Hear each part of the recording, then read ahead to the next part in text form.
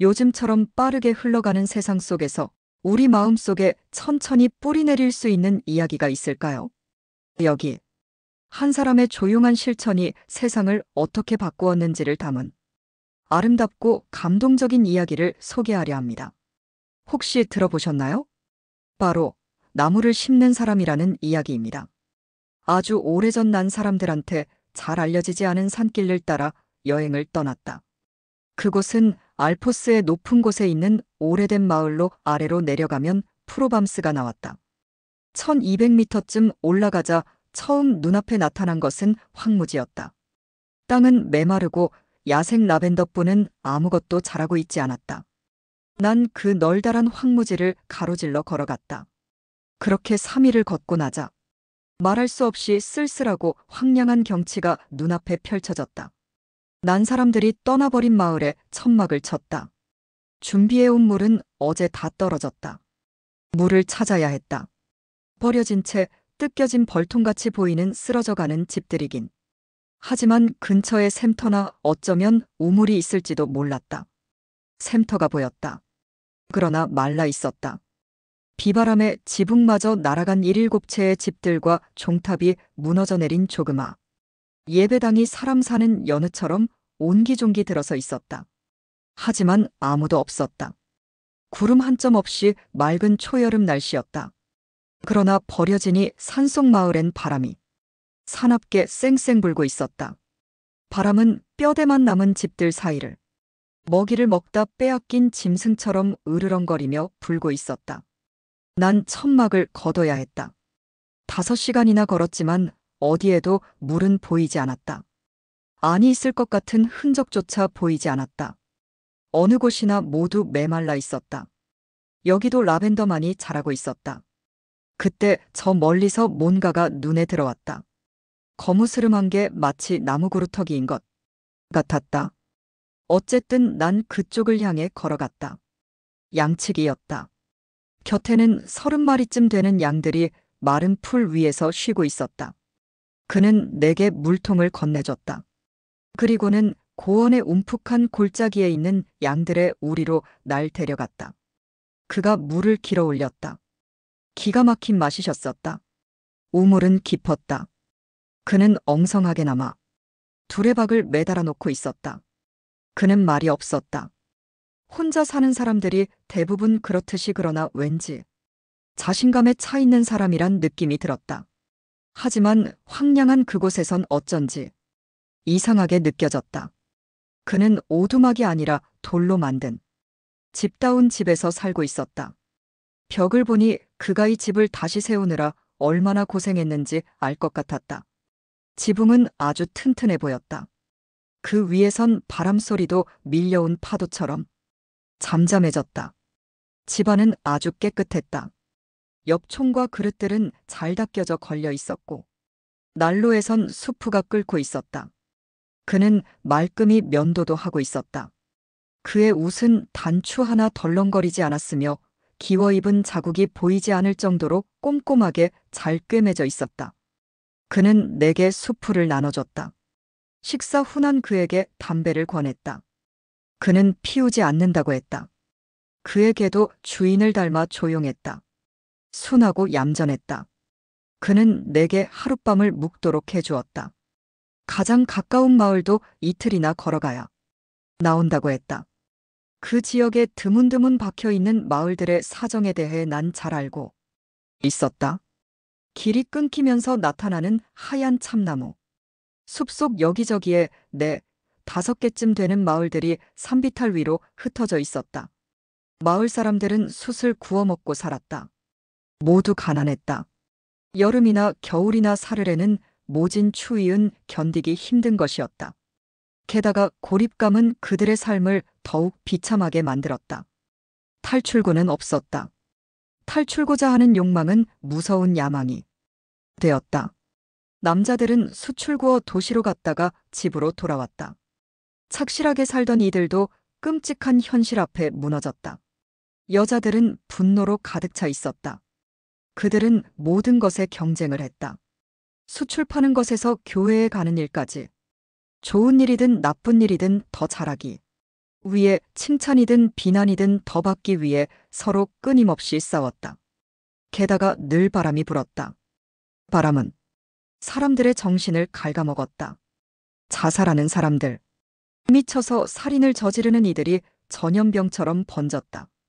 담배를 안 피우는 양치기는 조그마한 자루를 가져오더니 토토리를 한가득 쏟아놨다. 그는 그걸 하나하나 꼼꼼하게 살피면서 좋은 도토리와 나쁜 도토리를 가려내기 시작했다. 담배를 피우고 있던 내가 도와주겠다고 하지만 그는 자신의 일이라고 말했다. 하긴 그가 그처럼 꼼꼼하게 가려내는 걸 본 난 더 이상 고집을 부리지 않았다. 우리가 만나 처음으로 나눈 대화였다. 쓸만한 도토리가 웬만큼 모이자 그는 그걸 10개씩 나눴다. 그러면서 다시 그 도토리들을 눈앞에 들어 살펴보면서 너무 작거나 흠이 난 것들을 또 가려냈다. 그렇게 가려낸 좋은 도토리들이 100개쯤 모이자 그는 일을 멈췄다. 우린 잠자리에 들었다. 그와 함께 있는 것만으로도 평화로웠다. 이튿날 아침 난 하루도 그의 집에 머물러도 괜찮겠냐고 물었다. 그는 당연하다는 듯 받아들였다. 아니, 오히려 어떤 일에도 결코 방해받지 않는 것 같아 보였다. 사실 난 하루 더 쉬어야 할 정도로 지쳐있지 않았다. 하지만 난 그에 대해 호기심이 생겼다. 그는 우리에서 양떼를 몰고 나와 목초지로 데리고 갔다. 떠나기 전 그는 어제 꼼꼼히 골라낸 도토리가 든 주머니를 물이 든 양동이에 푹 담갔다. 그의 지팡이가 눈에 띄었다. 두께가 내 엄지만한 쇠막대기로 길이는 내 어깨쯤 되어 보였다. 난 느릿느릿 산책하는 척하며 그의 뒤를 따라갔다. 그와 일직선으로 한참 떨어져 걸어갔다. 목초지는 골짜기 아래에 있었다. 그는 양떼를 개한테 맡기고 내가 서 있는 언덕 쪽으로 올라왔다. 날 야단치러 오는 줄 알았다. 그게 아니었다.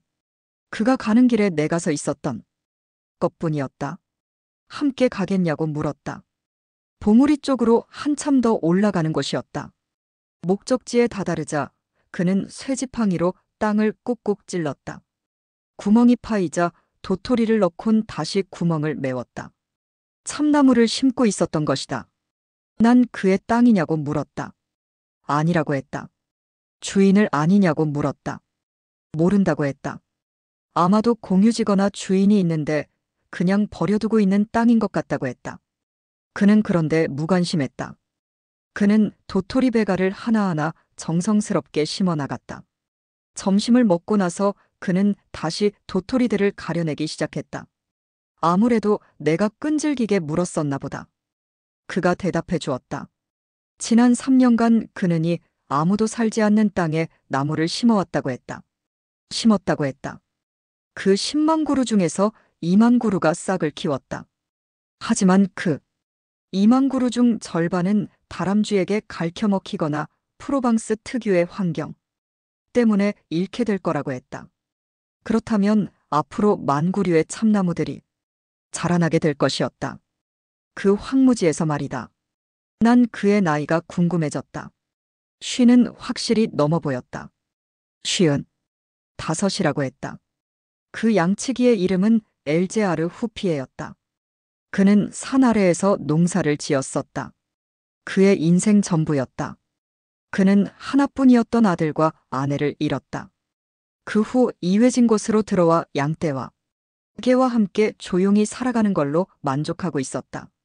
그는 나무가 없어 땅이 죽어가고 있는 것이라고 했다. 그리곤 달리 할 일도 없어서 자신이 땅을 살려내보기로 결심했다고 말했다. 미래에 대한 젊은이 다운 자기 중심적인 생각에서 난 이렇게 말했다. 30년 안에 2만 그루의 나무는 아주 커다란 숲을 이루게 될 거라고. 그는 담담하게 말했다. 앞으로 30년을 더 살게 된다면 2만 그루 따윈 바닷물에 떨어뜨린 물 한 방울에 지나지 않을 정도로 더 많은 나무를 심어 나갈 것이라고. 그는 진작게 너도 밤나무도 심어두었다. 그것은 벌써 한가득한 묘목장이 되어 있었다. 참으로 아름다웠다. 그는 또 자작나무를 심을 거라고 했다. 골짜기 아래쪽은 땅 위에, 습기가 조금 남아있다는 것이다. 다음 날 우린 헤어졌다. 이듬해인 1914년 1차 세계대전이 일어났다. 난 전쟁터에서 5년을 보냈다. 병사였던 난 나무에 대해 생각할 겨를이 없었다. 전쟁이 끝나자 난 얼마 안 되는 보상금에 매달려 살았다. 맑고 깨끗한 공기가 그리워 견딜 수가 없었다. 생각만 하고 있다가 어느 날 그 외지고 황량한 곳을 다시 찾아가 보았다. 그곳은 예전 그대로였다. 하지만 멀리 버려진 마을 건너 저 멀리 높은 산등성 위엔 융단처럼 덮고 있는 회색빛의 넓은 안개가 보였다. 어제부터 난 줄곧 나무를 심던 그 노인을 생각하고 있었다. 참나무 만구루라 상상해 보았다. 엄청나게 큰 숲이 되었겠는걸. 지난 5년 동안 난 수많은 사람들이 죽는 걸 보아왔다. 엘즈아르피에도 세상을 떠났을지 몰랐다. 하긴 20대 젊은이가 보기엔 50대란 할 일이라곤 죽는 일밖에 남지 않은 나이였으니까. 하지만 그는 살아있었다. 하는 일도 그대로였다. 양은 4마리밖에 안 남았지만 대신 벌통을 100개 이상이나 치고 있었다. 그는 양들이 나무에 피해를 줘 팔아버렸다고 했다. 전쟁도 그를 막지는 못했다. 그는 조용히 나무만을 심어왔던 것이다. 1910년에 심었던 참나무들은 10년이 지난 지금 노인이나 나보다도 크게 자라 있었다. 난 그 멋진 모습에 슬을 잃고 말았다. 여전히 그는 말이 없었다. 우리는 하루 종일 아무 말 없이 숲속을 거닐었다. 세 구역으로 이루어진 숲은 가로가 1100km, 세로는 3km쯤 됐다. 아무런 기술이나 기계의 도움 없이 오직 양치기 노인의 영혼과 손에 의해 이런 숲이 이루어진 것으로 보아 이 노인은 하느님만큼이나 능률적으로 일할 줄 아는 사람임이 틀림없다는 생각이 들었다. 그는 자신의 꿈을 이뤘다. 내 어깨 높이로 자라난 끝없이 널리 펼쳐져 있는 너도 밤나무들이 바로 그 증거였다. 참나무들은 단단해서 다람쥐들의 이빨을 잘 견뎌냈다. 이 숲을 없애려면 프로방스에 넘는 회오리 바람이라도 불어야만 할 것 같았다. 그는 자그마한 5년생 자작나무 숲으로 날 데려갔다. 내가 베르당에서 싸우고 있던 1915년에 심은 것들이었다. 땅 표면에 습기가 있을 거라고 그가 생각했던 바로 그곳에 심어져 있었다.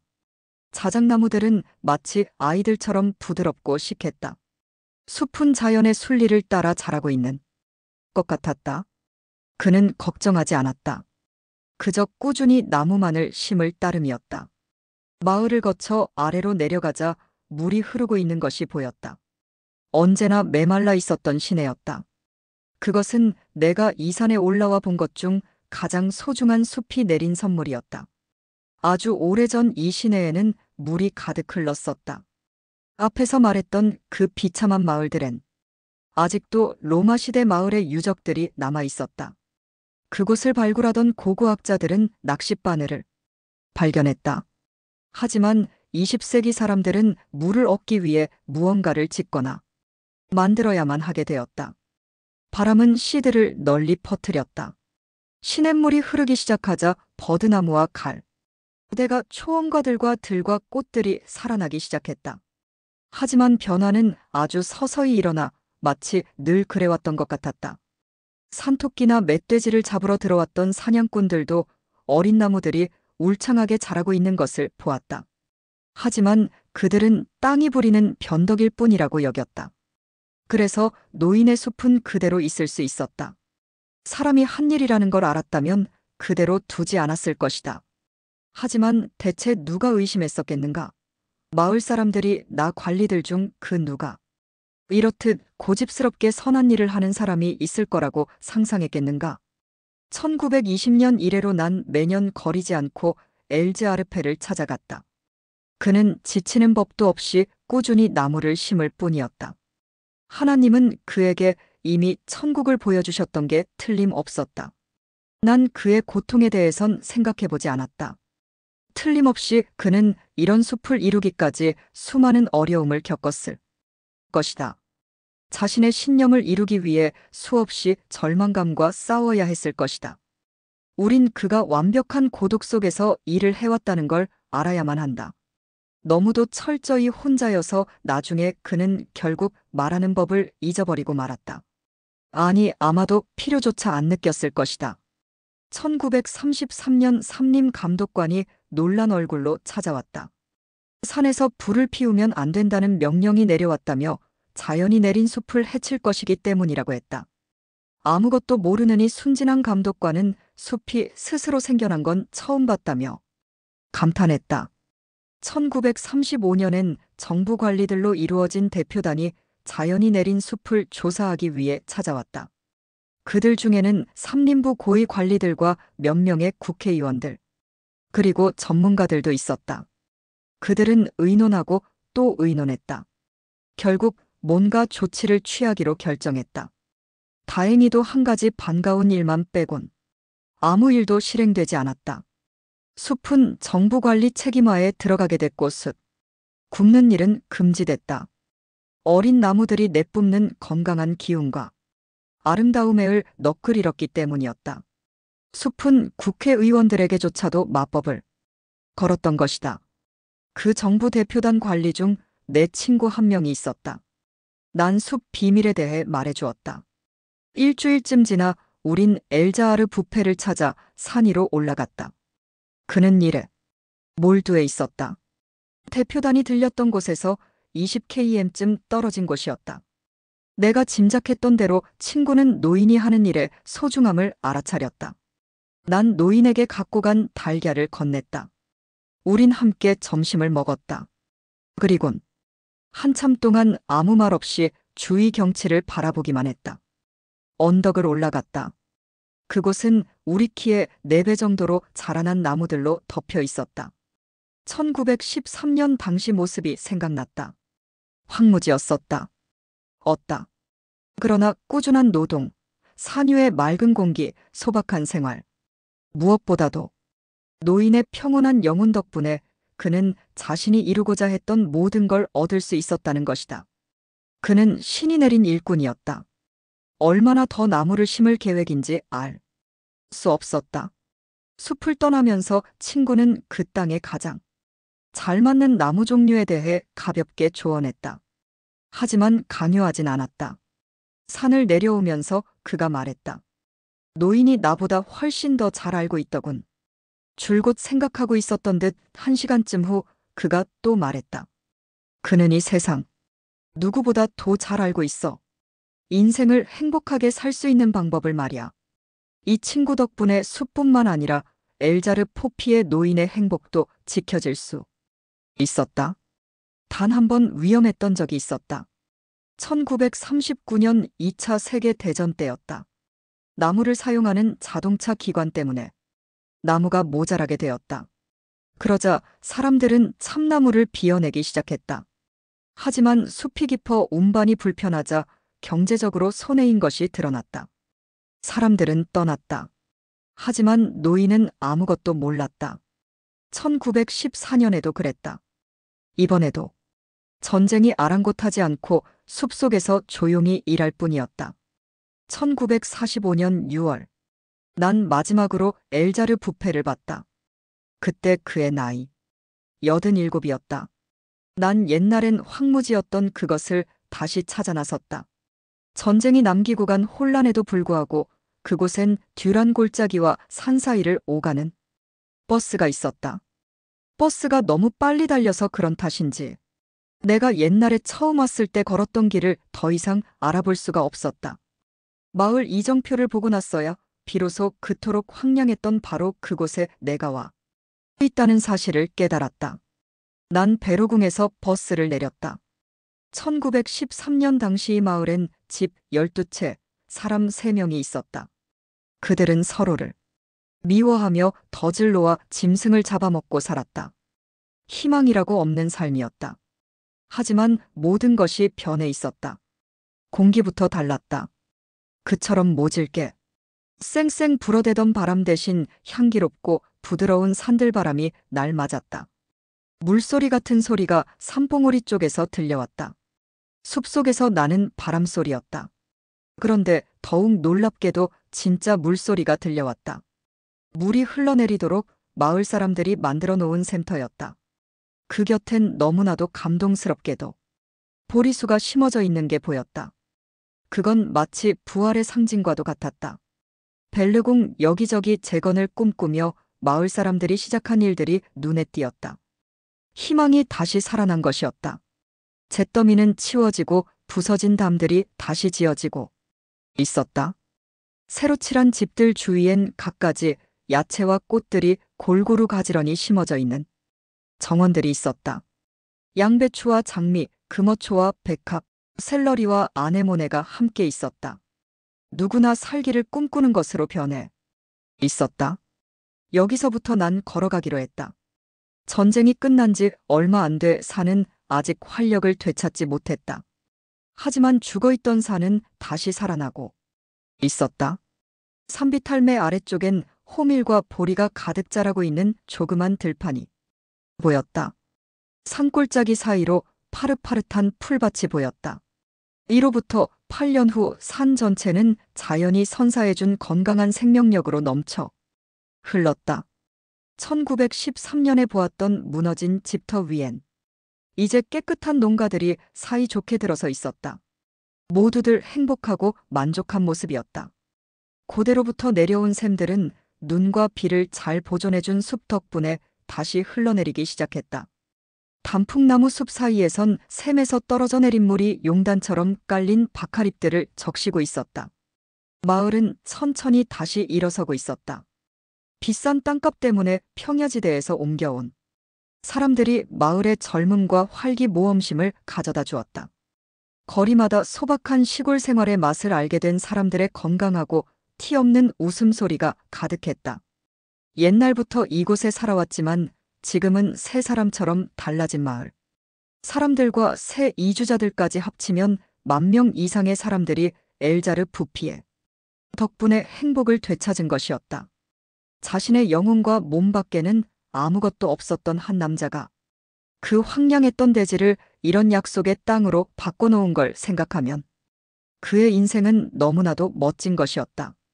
이 모든 걸 가능케 한 그의 신념과 인내 그리고 아낌없는 영혼을 생각할 때마다 내 가슴은 그 노인을 향한 말할 수 없는 존경심으로 가득 차오른다. 그는 오직 10만이 해낼 수 있는 일을 스스로 해냈던 것이다. 엘자르 부피는 1947년 반웅에서 평화로의 눈을 감았다. 이렇게 이야기는 끝이 납니다. 당신과 나도 지금 나는 늙었고 더 이상 무엇을 할 수 있겠어 하며 세월을 낭비하며 살고 있진 않나요? 한번 생각해 봅니다.